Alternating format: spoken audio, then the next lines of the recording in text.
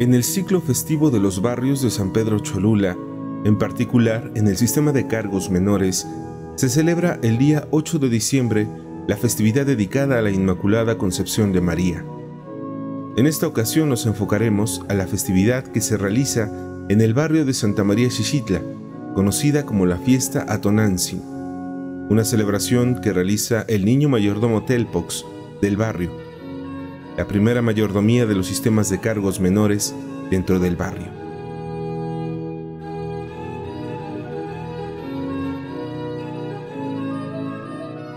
Haciendo un resumen sobre la historia de la festividad a la Inmaculada Concepción, se tienen antecedentes de que es una de las imágenes del culto religioso católico, donde cada imagen de esta advocación a María está ligada a un pueblo, localidad y región.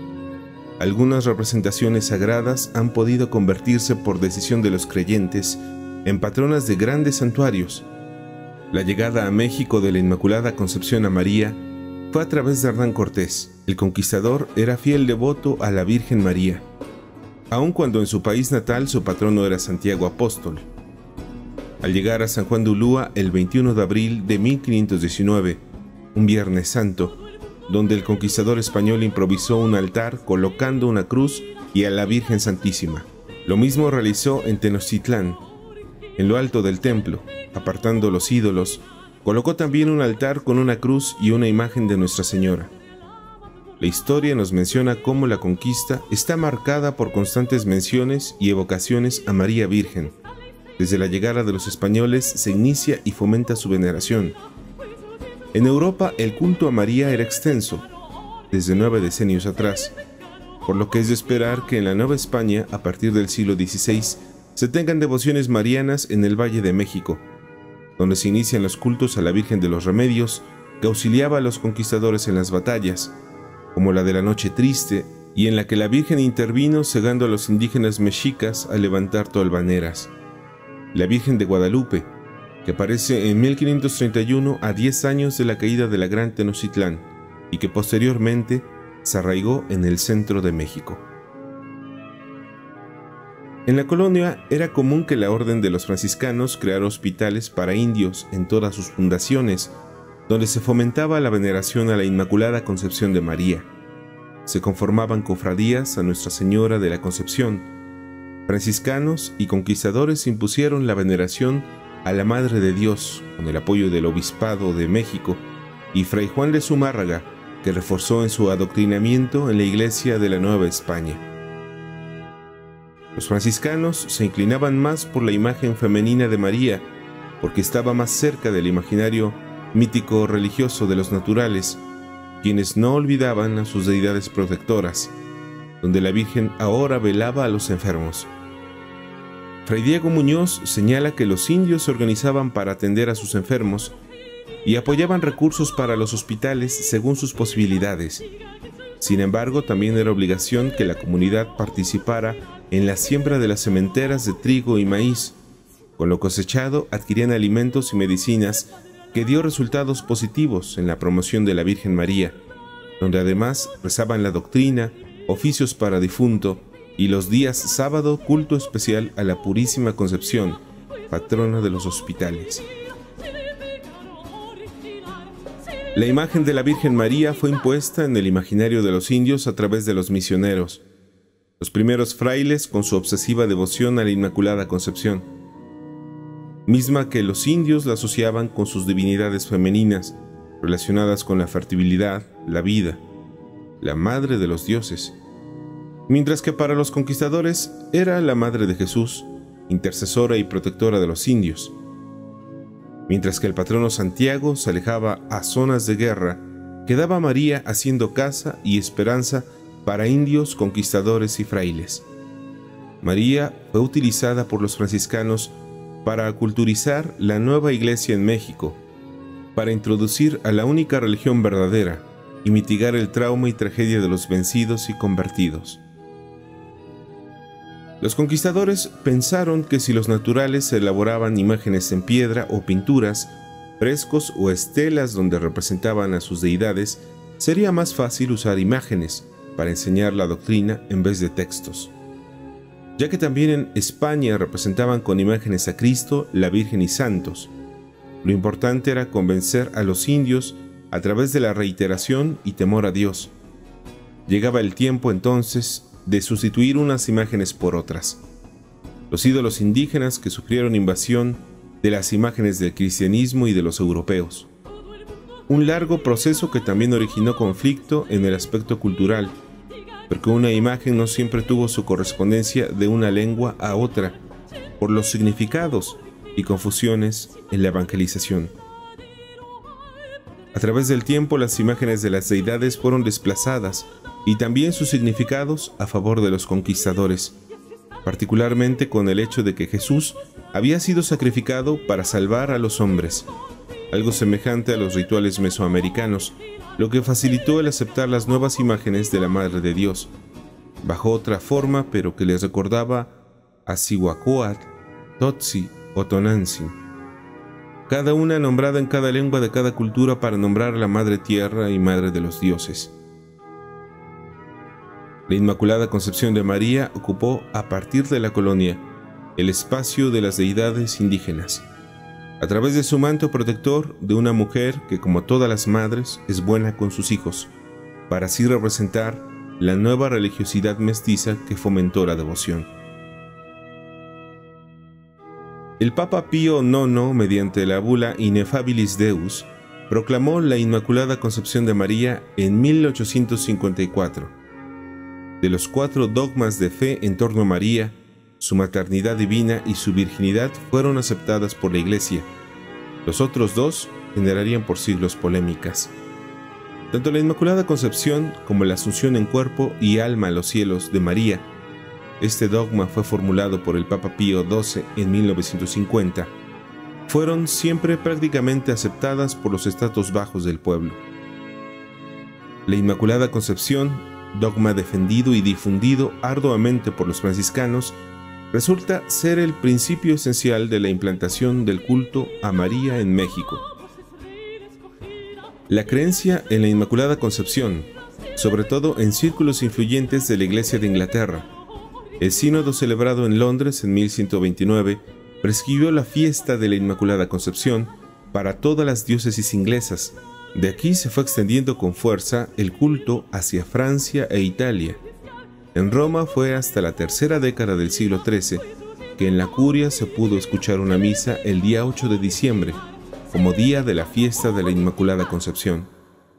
La Orden de San Francisco fueron los primeros que se definieron con firmeza a favor de la Inmaculada Concepción y fue hasta el siglo XV, apoyados por un papa miembro de su orden, que introdujeron un oficio ritual solemne. En efecto, los franciscanos fueron la primera congregación que la adoptó en su calendario festivo en 1263. En los siguientes siglos, los franciscanos continuaron siendo la fuerza impulsora en el fomento de la creencia en la Inmaculada Concepción. La fiesta mariana, originada en época relativamente tardía en Bizancio, se aceptó así, en forma modificada en la Iglesia latina. Sin embargo, el Concilio de Trento, el cual deliberó de 1545 a 1563, dejó de lado la discusión acerca de la Inmaculada Concepción, aunque para evitar un escándalo, un legado papal propagó que el concilio no decidiría nada al respecto, aunque sería piadoso creer en ella. Es interesante señalar que los franciscanos fomentaron la devoción a la Inmaculada Concepción y también los jesuitas, que contribuyeron a la propagación de la devoción y el culto de la Inmaculada Concepción. En México muy pronto se fue poblado el horizonte del imaginario religioso de Occidente de imágenes de la Virgen María, presentándose en diferentes advocaciones, principalmente de la Purísima, como una devoción prioritaria. Es cierto que en el Tercer Concilio Mexicano, en 1585, se había instituido la celebración de la fiesta de la Inmaculada Concepción, pero no se llegó a más hasta que Carlos III decretó su patronazgo en todo el imperio. Fray Juan de Zumárraga, primer obispo de México, perteneció a la Orden de San Francisco. Su posición como autoridad de la Iglesia en la Nueva España fue innovador por necesidad.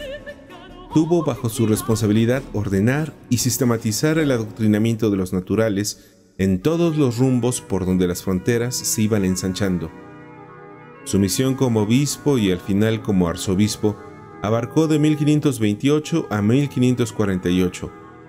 Influido por la mística franciscana de la espiritualidad exaltada y el iluminismo milenarista, también mostró cercanías con el eramismo llevado a un humanismo cristiano que se refleja en su quehacer episcopal. El trabajo de Zumárraga por erradicar la idolatría lo ubica, sin embargo, como la manera lógica de proceder para ganar lo más pronto posible a la enorme masa indígena de esos años al sendero del único Dios.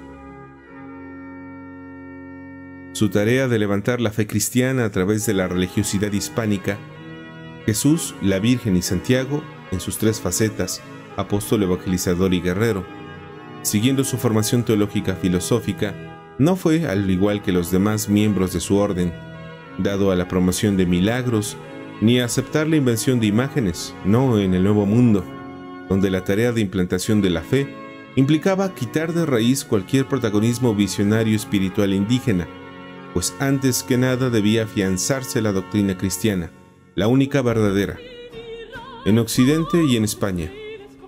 Hacer conciencia entre los indios de que las imágenes solo representaban en su soporte débil a lo que en verdad debía ser objeto de veneración o adoración, esto es, a la Virgen o a Dios. El acto de venerar o adorar una imagen no se queda ahí, sino que la trasciende y se dirige a la divinidad. Esa actitud franciscana por erradicar la idolatría y la confusión de las imágenes entre los indios los condujo a enseñar la doctrina en la lengua de los naturales. No se trata de quitarle su vehículo de expresión propia y de comunicación con el mundo, sino del reconocimiento de diferencias culturales capaces de nombrar las cosas de otra manera.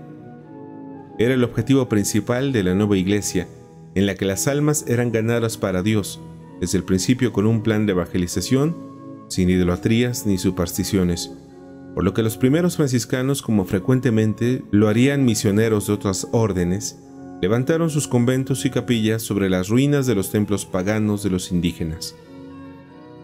Si Santiago había sido el dios de la guerra en contra del mundo indígena, la Virgen representaba, en su visión de Inmaculada Concepción de María, constituía la posibilidad de protección y abrigo, de paz materna en medio de un caos, de proporciones dramáticas para los pueblos y naciones indígenas. Sahagún, en su Historia General de las Cosas de Nueva España, al hablar acerca de las divinidades de los mexicanos, explica que la primera de estas diosas se llamaba Xihuacóatl, que quiere decir mujer de la culebra, y también la llamaban Tonantzin, que quiere decir nuestra madre. Fray Francisco de Torquemada, en su Monarquía Indiana, menciona que hay un lugar que está una legua de esta Ciudad de México. En la parte del norte hacían fiesta una diosa llamada Tonan, que quiere decir nuestra madre, cuya devoción de dioses prevalecía cuando nuestros frailes vinieron a esta tierra, y a cuyas festividades concurrían grandísimos gentíos, de muchas leguas a la redonda. Queriendo remediar este gran daño, nuestros primeros religiosos determinaron de poner iglesia en Tonantzin, junto a México. Ahí construyeron casa a la Virgen Sacratísima, que es Nuestra Señora Madre. En el siglo XVIII, el jesuita Francisco Javier Clavijero reconoce que Tonantzin, el nombre, significa Nuestra Madre, y no dudó que era una misma con la diosa Centeo. Tonantzin tenía templo en un monte distante una legua de México, al norte, y era allí venerada de los pueblos con inmenso concurso de gente y un gran número de sacrificios. Hoy está al pie del mismo monte el más célebre santuario de toda la América, dedicado a la Madre de Dios. El relato de la Virgen de Guadalupe contiene símbolos convincentes. Una imagen femenina sustituye a la otra. La recién llegada tenía su color de piel similar a la de los naturales. Es morena. Quienes habían perdido interlocución lograban, con la señora del Tepeyac, hacerse notar en un mundo carente de sentido. Esto inició y se fue expandiendo desde el centro a la periferia de la colonia.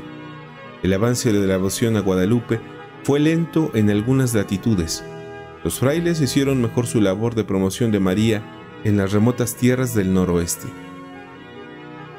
La devoción a la Virgen de la Inmaculada Concepción llegó con los españoles, quienes trajeron el fervor mariano, el cual se diseminó por todas las colonias americanas, pero en cada lugar fue tomando características y particularidades locales. En el centro de la Nueva España hubo dos invenciones notables, por la toma de posesión que suscitaban en los creyentes: la Virgen de los Remedios y la Guadalupana. Al paso de los siglos, una declinó y la otra tomó proporciones de representación sociocultural. La imagen tutelar de María, implantada por los religiosos evangelizadores, quedó arraigada. Queda diseñada teológicamente como la Madre de Dios e Inmaculada en su concepción, en la que ora delante de Dios y a la que se le reza con lágrimas y devoción, como se adoctrinaba en el momento de la dificultad. Ante la oración aparece María la Conquistadora. El día 8 de diciembre es el día en que se celebra el dogma de la Inmaculada Concepción de la Virgen para los católicos. Pero este dogma fue eje de polémica desde la Baja Edad Media hasta el siglo XVII, especialmente en ciudades españolas como Sevilla, Córdoba y Granada, por la cuestión concepcionista de la que eran partidarios de la opinión piadosa de la Inmaculada los frailes de la orden franciscana y jesuitas, así como sus antagonistas de dicha opinión, los dominicos. Sin embargo, la creencia de que María fue concebida sin la mácula del pecado original en el vientre de Santa Ana, su madre, no hay que confundirlo con la concepción virginal de Jesús por María. Fue oficialmente establecida como dogma por la Iglesia en el siglo XIX por el Papa Pío IX, quien en 1854 tomó la decisión que desde hacía siglos se había hecho esperar. Finalmente fue nombrada patrona de España. La representación plástica de la Inmaculada se hizo esperar hasta el siglo XV, en algunos lugares incluso hasta más tarde.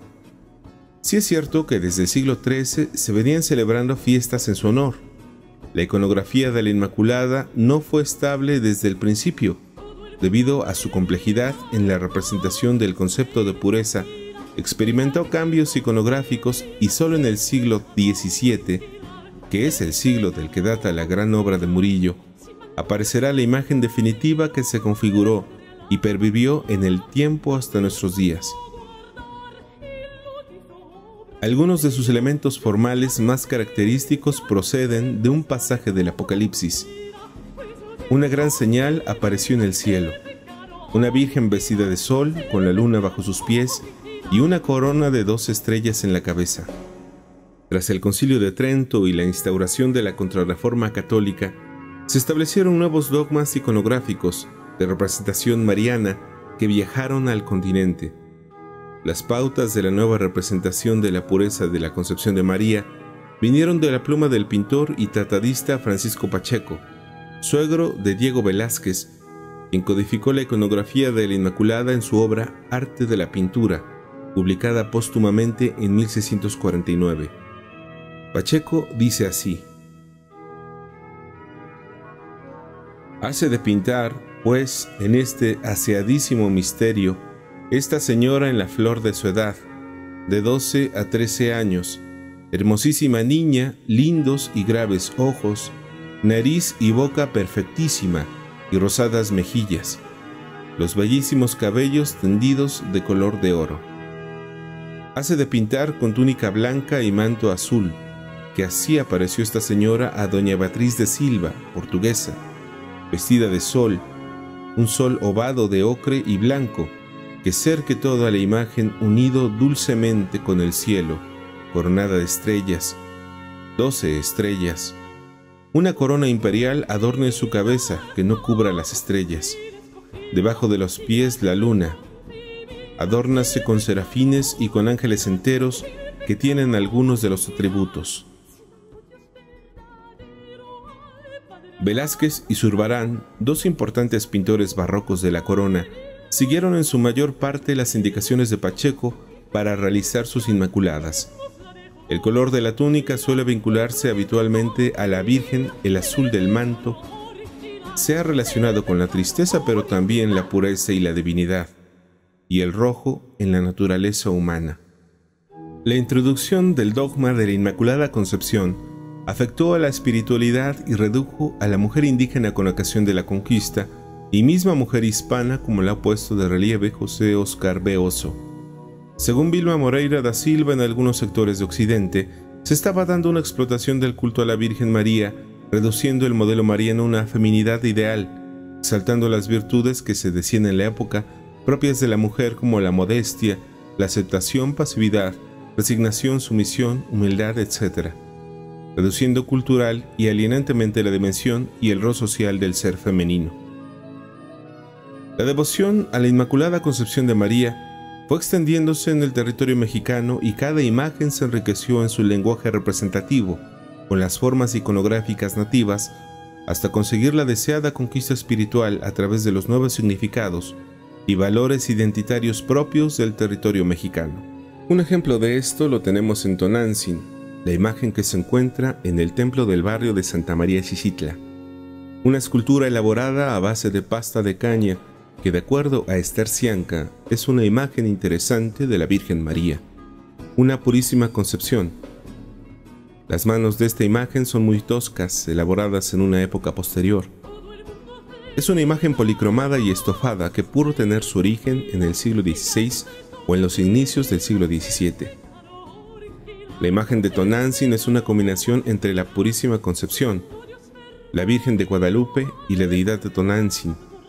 La comunidad del barrio la llama Tonantzin, nuestra madrecita, nuestra madre pequeña. De acuerdo a la historia oral que mencionaron los hermanos Silin, es una imagen que llegó en la peregrinación de los toltecas chichimecas cuando llegaron a Cholula. Mencionaron que la traían cargando en andas. Representa a Centeocihuatl, nuestra madrecita con faldas de mazorcas. Fue la primera madre de los Cuauhteca, representa a la energía cósmica. Por eso Xixitla se divide en dos palabras, Xitli, ombligo. La palabra se duplica, la primera sílaba hace el plural, Xixitla. Unida significa la madre cósmica está unida al ombligo, centro del barrio de Cuautlán. Posiblemente los informantes clave mencionaron la imagen original que llegó con toltecas, era un bulto sagrado que representaba a Tonantzin. La imagen de la Tonantzin tiene rayos rectos que representan a Venus y rayos curvos que representan al Sol. Cuando llegan a Cholula, los toltecas establecen dos casas, el Calmecatl y el Tepozcali, o casa escuela para preparar a jóvenes. La educación era un bien muy valioso y buscaban que los niños, niñas y jóvenes se educaran. El Tepozcali estaba destinado a hijos de familias comunes y corrientes, de los mazahuales. Existía uno en cada barrio. Enseñaban de orden aseo, templanza, trabajo, astucia.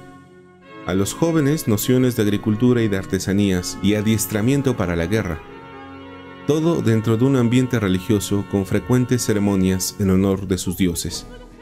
Además de historia, mitos, cantos ceremoniales, religión, entrenamiento militar, aprendían agricultura, oficios, ponían atención a la escritura de los códices e interpretación de los calendarios, por la importancia que estas dos actividades tenían en la religión y la vida de la comunidad. Telpox de Telpoxcali, expoli, adolescente. Los Telpox eran adolescentes castos, llevaban las flores, el ecote y la leña para mantener el fuego y que no se apagara. Los niños que reciben la mayordomía del Telpox deben ser menores a los 15 años y en la actualidad son los encargados del compromiso. Fomenten el catecismo para la evangelización, promoviendo así los sacramentos de iniciación cristiana. Son descendientes del Telpoxcali, de la casa de los jóvenes guerreros Cuauhteca. El plato que recibe el mayordomo niño Telpox fue elaborado en el año de 1707. Los informantes mencionan que era la patrona y fue sustituida por la imagen de María Santísima de la Asunción, la actual patrona, una escultura del siglo XVIII. El plato petitorio es elaborado de manera artesanal, siendo mayordomo Iván García y los compuso Tomás Ayaquica. El niño Telpox realiza la festividad a la Inmaculada Concepción de María el 8 de diciembre y la segunda coronación de la Virgen María. La festividad consiste en alba, serenata o candiles, ceremonia de la misa con procesión del Santísimo, comida y coronación. En este año se están cumpliendo 313 años de mayordomía del niño Telpox. En este año 2020 siendo mayordomo el niño Eric Rodrigo Castro Coachi.